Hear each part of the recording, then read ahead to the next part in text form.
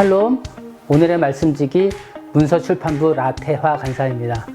지난 2년 동안 전국의 각 지구와 부서에서 풍삼 오늘의 말씀 촬영에 협조해 주신 간사님들과 편집을 감당해 주신 부산 지구 미디어 팀에게 이 자리를 빌려 감사의 인사를 전합니다. 앞으로도 구독자님들의 말씀 묵상에 도움이 되도록 노력하겠습니다. 그럼 다니엘서 괴관을 함께 살펴보겠습니다.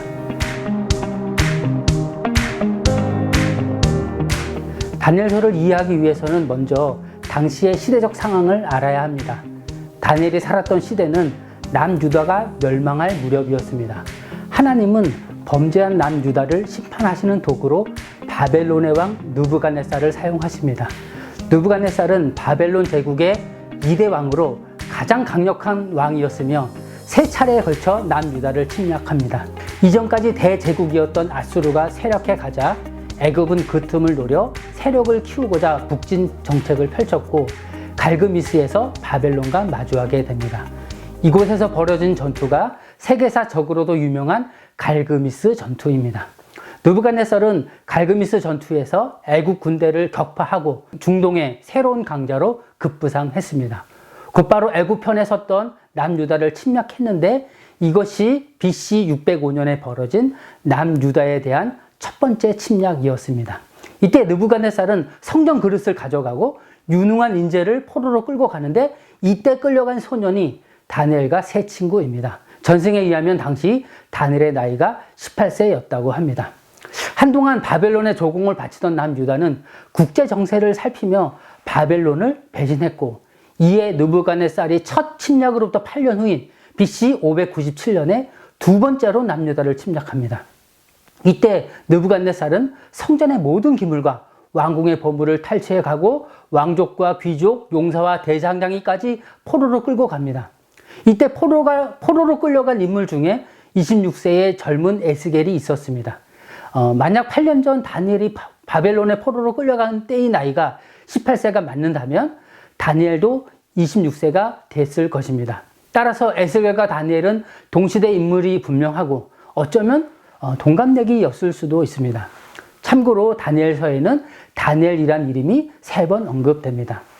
느부갓네살은 2차 침략에서 당시 왕이었던 여호야긴을 폐위하고 21세의 어린 시드기야를 왕으로 세웁니다.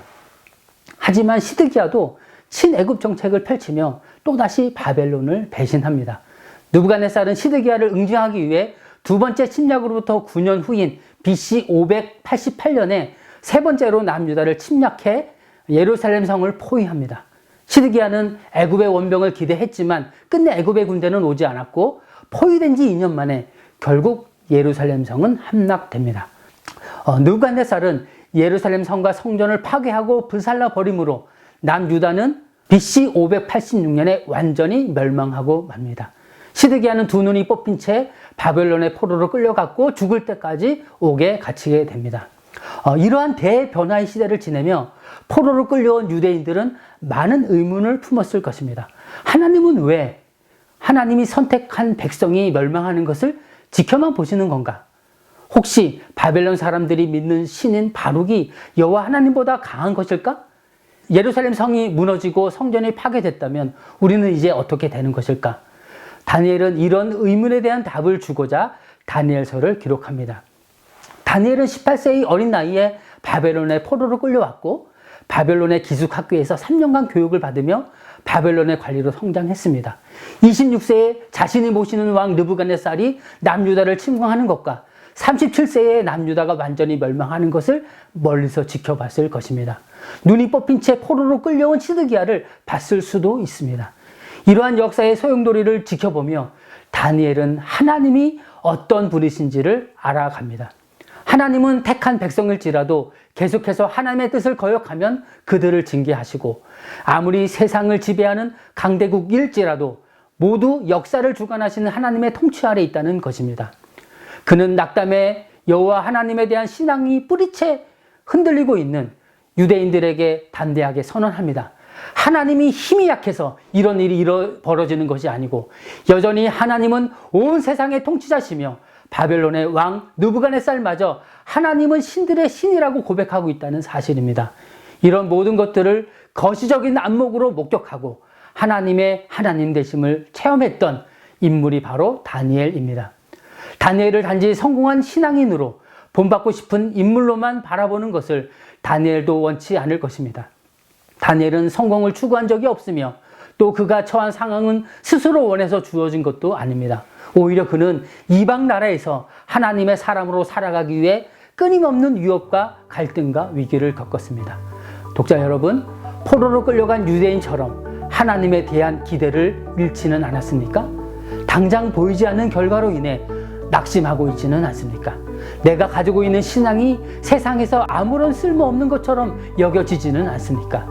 다니엘서를 묵상하면서 하나님은 만국의 초라한 신이 아니라 세상 모든 나라와 통치자들을 다스리시는 주권자이심을 알아가기를 바랍니다. 또한 그런 신실하신 하나님 앞에 매일 겸손히 무릎 꿇고 하나님을 바라보는 진실한 다니엘의 눈빛을 마주하게 되기를 바랍니다. 샬롬.